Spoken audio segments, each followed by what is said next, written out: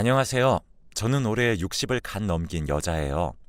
어렸을 때는 단란한 가정을 꾸려 남들의 부러움을 다 받고 살고 싶다는 꿈 말고는 아무것도 없이 지냈던 것 같아요. 그래서 남들에 비해 목표도 작고 소박한 것들이 대부분이었죠. 꼭 전교에서 1등을 하는 게 아니더라도 학교 내에서 친구들 사이에서는 제가 제일 성격이 좋고 예쁘다는 이야기를 듣고 싶었어요.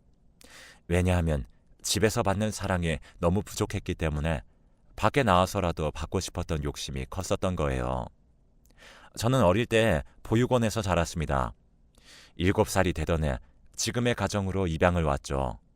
너무 좋았어요. 모든 걸 공유해 왔고 늘 부족했었던 환경에서 지냈었는데 이제는 부모님이란 분들의 사랑을 저 혼자서만 독차지할 수 있게 된 거잖아요. 하지만 그 행복은 길게 가지 않았답니다. 양부모 두 분이 나쁘다는 이야기는 아니에요. 다만 두 분이 저를 입양하게 된 이유는 자기들의 금쪽 같은 자식을 잃어버렸기 때문이라고 했어요. 진짜 자기 딸들과 비슷한 나이와 비슷하게 생긴 저를 입양하게 된 거였고 사고도 한번 치지 않고 말도 잘 들으니 너무 좋으셨다고 해요. 마치 자신들의 딸이 되돌아온 것 같았대요. 그런데 5년 정도 지나 친딸을 다시 되찾게 되었어요. 정말 경사였죠. 부모님은 엉엉 울며 서로를 안아주고 위로해주고 그동안 마음고생 심했다며 서로 다독여주는 모습을 보며 초등학생 어린 나이에 잘됐다, 집에 좋은 일이 생겼구나 그런 생각만 했습니다. 내가 받던 사랑이 반으로 줄어들면 어떡하지 또는 다시 그곳으로 돌아가게 되면 어떡하지 같은 생각은 하지 않았답니다. 하늘에 맹세할 수 있어요. 그런데 생각보다 그 아이와 제가 잘 지내기란 너무 어렵더라고요. 그 아이를 체리라고 부르겠습니다. 체리는 자기가 없던 집에서 자신의 물건을 쓰고 자신의 방에서 부모님의 사랑을 받고 있었던 걸 모두 빼앗은 것이다 생각하고 저를 괴롭혔어요. 부모님이 보이는 곳에선 자신이 괴롭힘 당한 것처럼 억지 눈물을 흘리며 저를 모함했죠. 그때마다 저는 억울하다 말했고 부모님도 앞에서는 체리를 달래주어도 뒤에선 저에게 이해한다, 괜찮다, 그래 많이 억울했지 하셨습니다. 제 말을 믿어주었어요. 아니, 믿어주는 척을 하셨죠. 밤에 물이 마시고 싶어 나왔다 들었죠. 제가 너무 얄밉대요. 체리를 힘들게 하는 저를 보면 우라가 치민다고 어떻게 은혜를 원수로 갚아도 유분수제 주제도 모르고 체리를 힘들게 하는 걸 보니 보육원에 다시 돌려보내고 우리 세 식구 다시 단란하게 살고 싶대요. 하늘이 무너지는 것 같았죠. 전 그 다음날 어린 마음에 몇 번을 고심한 말을 꺼냈죠. 어렸을 때 같이 지내던 이모들과 친구가 보고 싶다고 다시 그곳으로 돌아가고 싶다고요. 어린 마음에도 부모님이 거절해 주시길 바랬던 것 같아요. 그건 안 된다고 해 주시기를요. 그건 너무 큰 제 욕심이었을까요?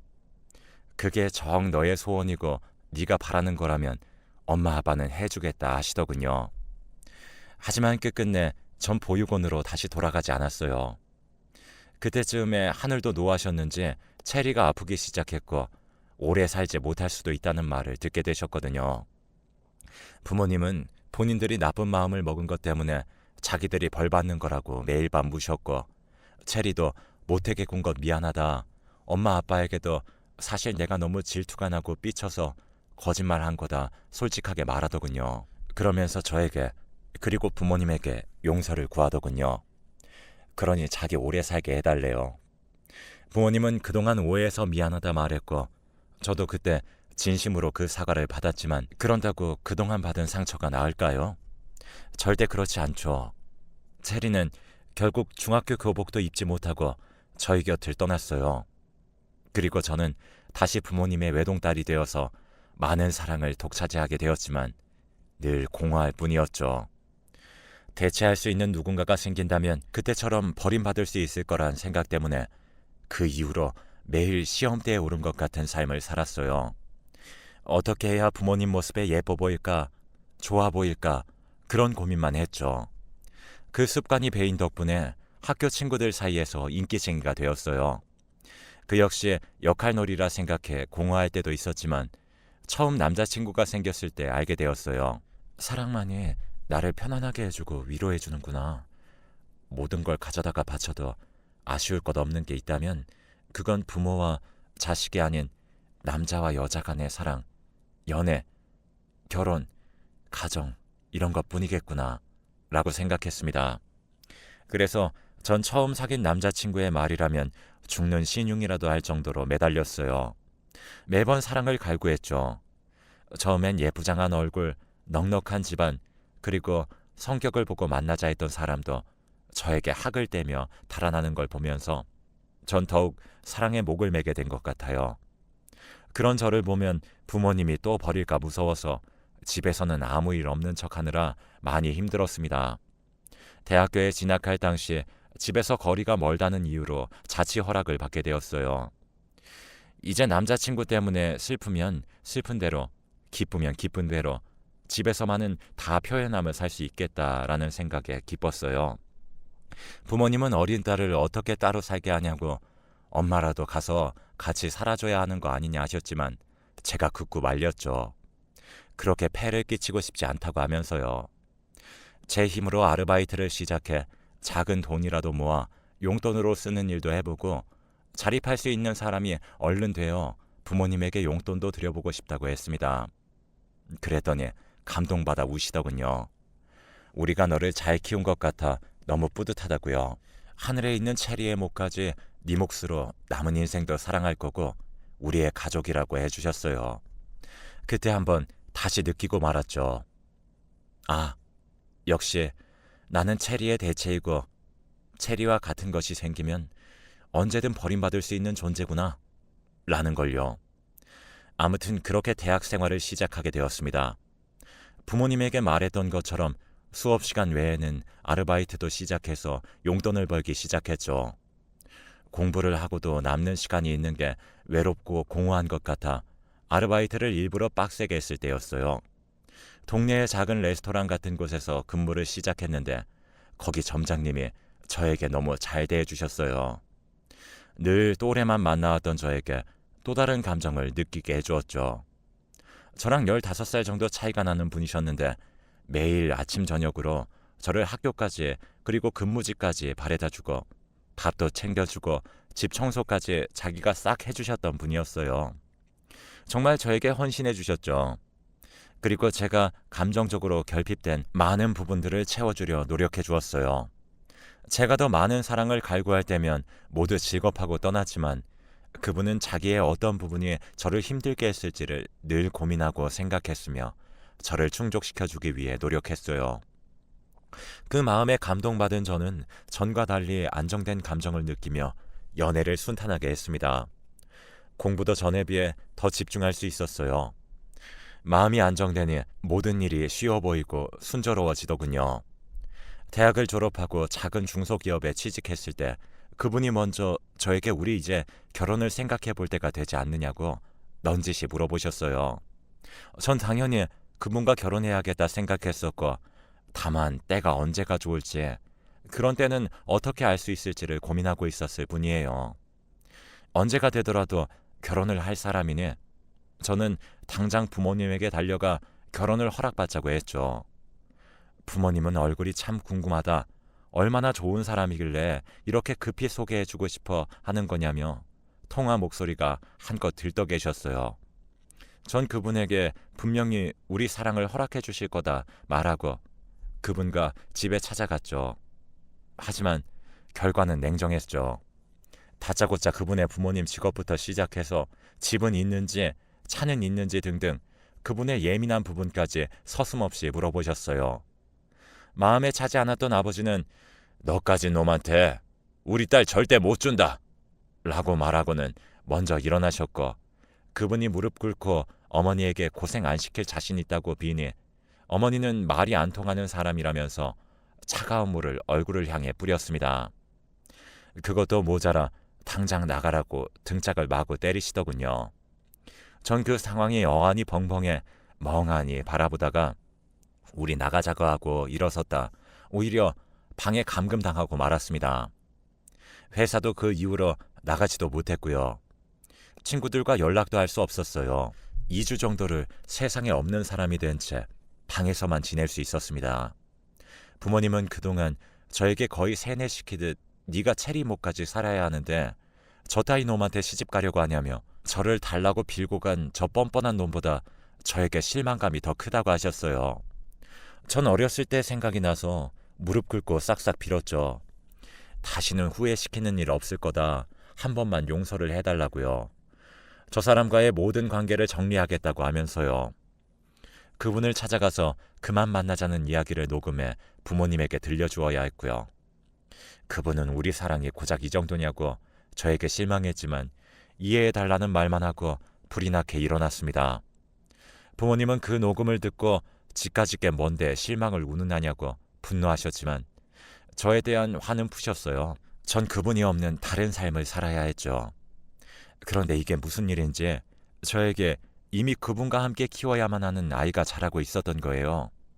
임신 사실을 알게 된 이후 머릿속이 하얗게 되었습니다.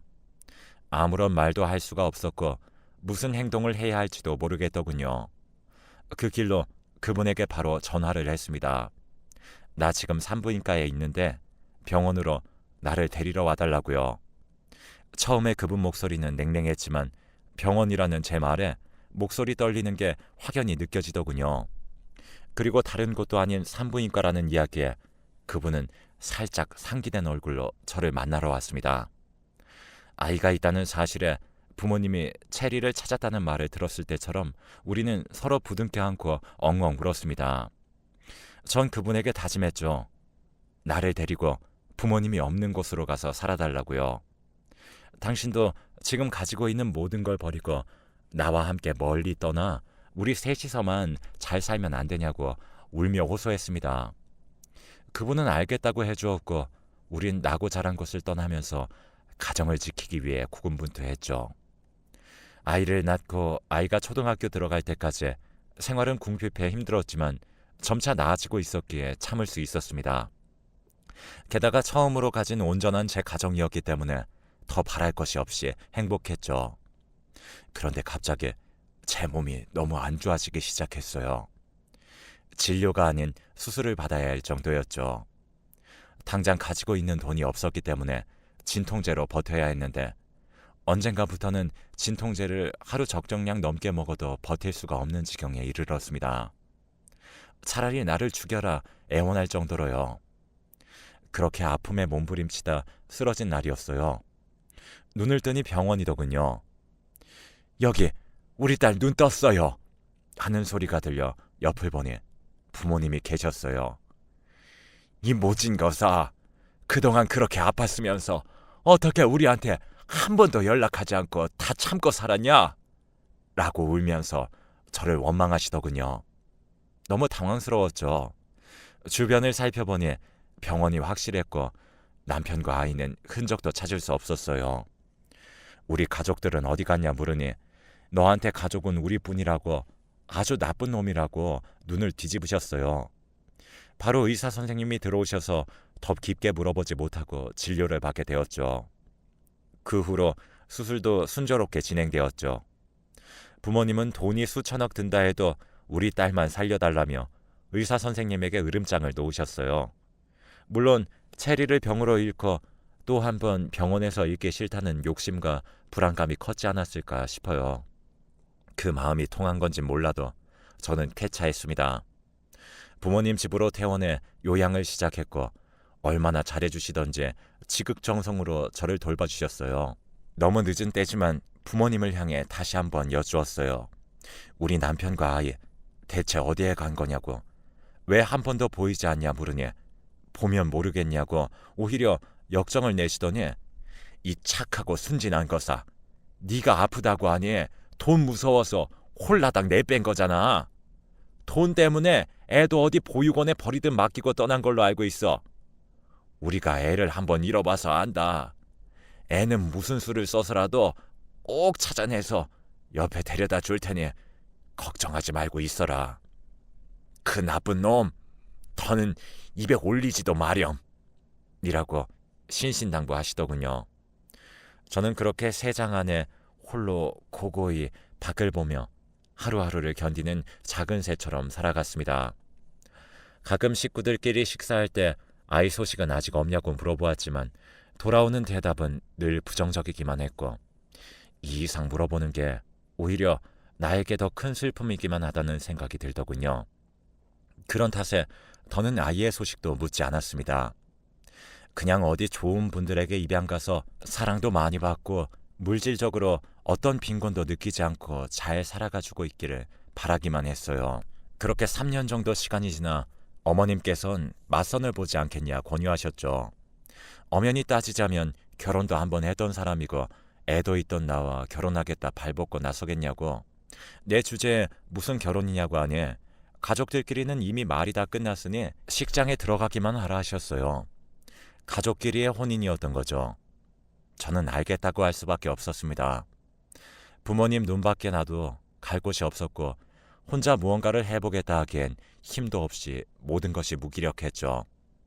그렇게 결혼을 마치고 그 사람과 그 사람의 전처 사이에 태어난 자식 둘까지 제가 키우게 됐어요. 가정은 남들이 보기에 단란했지만 진짜 내면을 보게 되면 서로 할목만 하는 정말 회사 같은 분위기였죠. 그렇다고 서로를 무시하거나 할퀴는 행동은 절대 없었습니다. 오히려 기념일마다 서로 선물 주고받으며 축하해주며 정말 회사 생활 같은 가정이었을 뿐이에요. 아이들이 대학교까지 졸업하고 나니 저도 제 할 일을 다 했다는 생각이 들더군요. 남편과도 허울뿐인 가정일지 몰라도 서로 고생했다는 생각에 동료애 같은 것들이 생겼고 서로 많이 의지하게 되었습니다. 밖에서 속상한 일이 있으면 서로 이야기하며 이런저런 생각도 해보고 재미있는 일이 있으면 얼른 전화를 해 말하기도 하면서요. 아이들도 클수록 집에 정이 생긴 건지 저에게 마음을 열고 특별한 날이 아니어도 함께 무언가를 하자며 먼저 말을 걸어주더군요. 그렇게 자식들이 완전한 성인이 되어 회사에 들어가는 동안 행복하기만 했습니다. 가끔 전 남편과 아이가 생각났지만 어디선가 잘 지내고 있을 거라고 생각하면서 그 마음 불편해도 금방 흐린 눈을 할 수 있게 되더군요. 한때는 부모님에게 감사하기도 했습니다. 어떤 면으로 보나 부족함 없이 풍족한 생활이었고 모두가 부러워하는 가정이었으니까요. 그러던 어느 날이었습니다. 첫째 아이가 회사에 들어가 3년쯤 지났을 때 사실 여자친구가 있다고 하는 것 아니겠어요? 여자친구에 대해 말을 들으니 어렸을 때부터 아버님과 홀로 자란 편부모 가정이었지만 참 사람이 바르고 곧다고 하는 겁니다. 어린 나이부터 아르바이트를 시작해 살림도 잘할 것 같고 부모님에게도 잘할 것 같고 무엇보다 자기가 너무 사랑한다는 사랑꾼 면모를 보여서 남편과 저는 두말하지 않고 우리한테 개의 조건을 얘기할 필요도 없고 서로 사랑만 한다면 그 어떤 사람을 데려와도 무조건 진심으로 허락하겠다고 시간 맞춰 데리고 오라고 했어요. 저는 그 약속한 날 첫째 아이가 처음으로 보여주는 여자친구이니 첫째 아이를 실망시켜주고 싶지 않아 음식을 얼마나 많이 했는지 모릅니다. 얼굴 분위기도 모르고 말도 한번 섞어보지 않은 그 아이를 첫째 아이 말에 의존해 상상해가며 첫 선물도 고르기도 했죠. 백화점에 가서 몇 시간을 걸어다니며 고심해서 선물을 골랐는지 몰라요. 그러다 어떤 여성분과 한 매장에 같이 들어섰죠. 아까 매장에서도 봤던 분인데 하고 그분을 빤히 보고 있자 그 여성분도 느꼈는지 중요한 분에게 선물 하나 하시려나 봐요. 저도 그래요. 하며 웃어 보이는 거 아니겠어요? 어떤 걸 좋아할지 몰라 여기저기 돌아다니다 보니 이렇게 자주 마주치네요. 하며 부끄러워하는 얼굴이 참 예뻐 보였습니다. 첫째 아이가 데려오는 사람이 저런 아가씨였으면 좋겠다는 생각을 했어요. 그 여성분에게 받는 분은 어떤 선물이라도 아가씨 마음을 보았다면 좋아할 테니 너무 고심해서 고르지 말고 마음이 가는 것 아무거나 골라서 선물하라고 조언도 해줬죠. 그렇게 말을 하고 나니 제가 저한테 말한 것 같더군요. 그 순간 제 눈에 제일 예뻐 보이는 걸 딱 들었습니다. 마침 아가씨도 그걸 보고 정말 예쁘다고 안목이 참 좋으신 것 같다 해주길래 그걸로 덥석 샀습니다. 아가씨한테 덕분에 좋은 선물을 하게 되어서 좋다고 고맙다고 나이도 있고 꾸벅 인사하고 헤어졌습니다. 사람의 운명이라는 게 어찌나 기구한지 모릅니다. 첫째 아이가 데리고 온 여자친구가 바로 그 아가씨였어요. 그 아가씨가 고심해서 고르던 선물은 저와 제 남편 선물이었고요. 둘이 입을 틀어막고 얼마나 놀랐는지 모릅니다. 만날 사람은 어떻게든 만난다더니 이렇게 우리가 만나게 되어 정말 신기하다며 하하호호 그날 어찌나 웃었는지 몰라요. 그날 바로 상견례도 하고 싶다 말했고 결혼 준비도 걱정 하나도 할 것 없다. 물질적으로든 뭐든 다 도와줄 테니 빨리 우리 집으로 들어오라며 남편과 둘이서 얼마나 졸랐는지 몰라요. 둘째 아들 놈이 글쎄 자기가 여자친구를 데리고 와도 이렇게 반겨줄 수 있냐 물어볼 정도로요. 그렇게 일사천리로 상견례 날짜까지 잡게 되었어요. 그런데 정말 운명이라는 건 기구하더군요. 상견례 자리에서 만난 사람은 지난날 저와 진득하게 사랑했던 남자이자 저를 버리고 떠나버렸던 그 사람이었어요. 저는 너무 놀라서 식당에 들어가지도 못하고 나와버렸습니다. 무슨 일이냐고 남편이 쫓아나왔고 전 남편도 쫓아나왔더군요. 우리 예전에 좀 알던 사이다. 잠시 말하고 들어가면 안 되겠냐 남편에게 양해를 구하고 전 남편과 잠시 시간을 가졌어요. 이게 어떻게 된 일이냐고 물었죠. 저는 분명히 우리 부모님이 당신이 돈 때문에 나를 포함해 우리 아이도 보육원 어딘가에 버리고 도망갔다고 들었어. 그런데 어떻게 지금 이 자리에 나와 있을 수 있는 거야? 라고 따져 물었어요. 그랬더니 어이가 없다 하더군요. 그 말만 남기고 저 자리에서 이런 아연질색한 얼굴로 사시나무 떨듯 있을 거면 몸이 안 좋다라고 말하고 집으로 돌아가 연락 기다리라는 말만 하고 사라지는데 어이가 없었습니다. 하지만 저는 전 남편의 말대로 그 자리에 있을 수 없을 것 같아 몸이 너무 안 좋다고 핑계대고 집에 돌아와서 전 남편의 연락만 온종일 기다렸어요. 남편은 궁금한 눈치였지만 제가 먼저 말을 해주기를 기다리는 눈치더군요. 전 남편에게서 드디어 연락이 온 날 헐레벌떡 나가 들은 이야기는 충격적이었어요. 제가 아팠을 때 당장 치료를 받지 못하면 죽을 것 같았대요. 병원에도 실제로 위험하다 했고요. 일하던 곳에 찾아가서 와이프가 당장 수술을 해야 하는데 돈이 없다. 가부를 해주면 안 되냐 요청했더니 이미 가부를 받아간 돈이 얼마나 많은지 아느냐고 사정은 딱하지만 더는 해줄 수 없다. 딱 잘라 말하더래요. 결국 전 남편은 저를 죽일 수는 없어서 그 길로 저희 부모님에게 연락해 돈 좀 달라 요청했다고 하더군요. 병원으로 저를 보러 오신 부모님은 말을 잇지 못하더니 잠시 가족끼리만 있고 싶다고 하셨대요. 남편에게 그동안 병간호하느라 힘들었을 테니 집에 가서 쉬라고 애도 있지 않냐고 말을 하셔서 아이 걱정에 집으로 돌아갔답니다. 하지만 다음날 다시 병원에 왔을 때 저는 없었고 그 이후로 어떻게든 연락을 해보려고 백방으로 뛰어다녔지만 기어코 닿는 연락에서는 제가 더는 찾지 말라고 당신과 있었던 기억이 너무 더럽고 추악해 잊고 싶다고 했대요. 그래서 그 다음부터는 더는 찾을 수도 연락할 수도 없었다고 합니다. 그렇게 잊고 살다 최근에 딸아이가 결혼 이야기를 하면서 엄마 생각이 많이 난다고 하길래 연락을 다시 해보았더니 역시나 똑같은 말을 들어 남아있던 연민이나 사랑 한 톨까지 모두 털려버린 다음이었대요. 그런데 남자 측 엄마로 등장하니 얼마나 당황했겠어요. 그런데 전 절대 그런 말 한 적도 들은 적도 없습니다. 제가 억울해하니 당신 부모님이 또 중간에서 수작질한 것 같다더군요. 오해는 이렇게 어떻게든 푼다 칩시다. 문제는 저희 첫째 아들과 제 배 아파 낳은 딸입니다. 둘이 결혼을 한다고 해도 안 한다고 해도 이제는 너무 큰 문제가 되어버린 거죠. 저희 둘만 입 다물면 되는 문제일지 아니면 다 말해 결혼을 파토내야 하는 건지 어떻게 해야 하는 건지 정말 모르겠습니다.